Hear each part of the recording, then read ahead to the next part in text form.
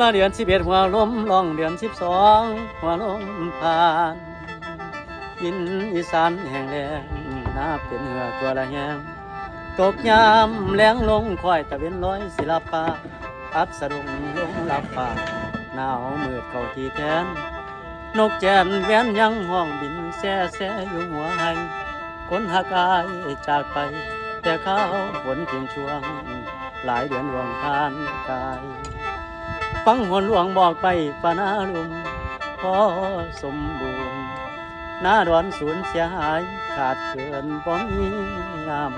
ตามพยากรณ์เว้าอีสานเฮาสิแลงใหญ่เขาควมทอดทางไกลย้อนปักดำไว้ลาฝนสาต่างฤดู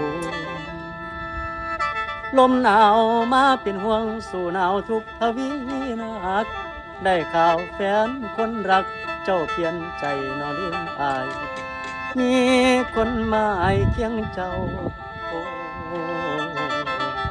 ตามเป็นเงาบ่ได้ห่างโรงงานเดียวกับนาง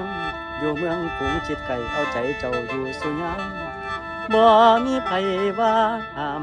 สนุกเที่ยวสนุกไปน้ำตาลสายกับหมดเปรียบดังเขานอกับน้องพี่ชายมองบ่มีเวรตายน้ำเย็นบ่ข่าวเด้นอเดือน11ที่มอออกพรรษากะไกลหัวใจลาอ่อนแห้งปักกะแยงบ้านแล้วแถวแจนาหอมห้วยห้วยพักที่ห้วยขนองมาบ้านกลุ่มยศตัวเบืองน้ำในเรื่องเขินตื่นปูป่าเบื่อนขอนลอกแจงแนงห่วงห่วงยามแลงนกเขาคูทางอ่อนละอ่อนคอ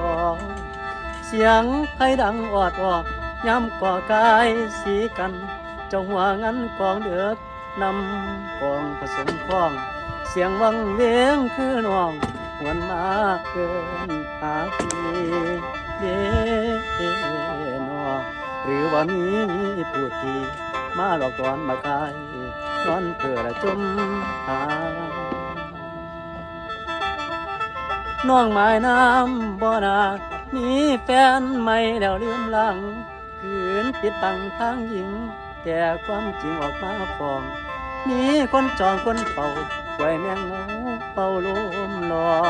ก็บอกแม่บอกพ่อบอกพี่ชายรับรู้ดีของบัดเทื่อรุ่นขืนปิดบังมีแต่วุ่นเมื่อความลับออกมาเผยย่านเจ้านอนมือเคยหน้าผากเกินย้ำเขาห่างอายผิดหวังพอทนได้พ่อแม่น้องเสียใจมันเป็นเรื่องบ่ควรก่อมีพยานสับสอเงินทองหาเย็ดไปกับเพื่อใส่บ่ส่งเงินได้คนรักต่างเกลื่อนควงกันเที่ยวบ่เดียวหลังบัดแต่ฟังความจริงที่ระเบิดนอกความเบาคือต่อหน้าบ่ได้เข้าคือต่อสาวบ่ได้เตือนนอนหัวสุดกองเฟืองคนผิดฟังความหลักเปล่าลมหนาวซ้ำนำให้ตายสายเนียนพัง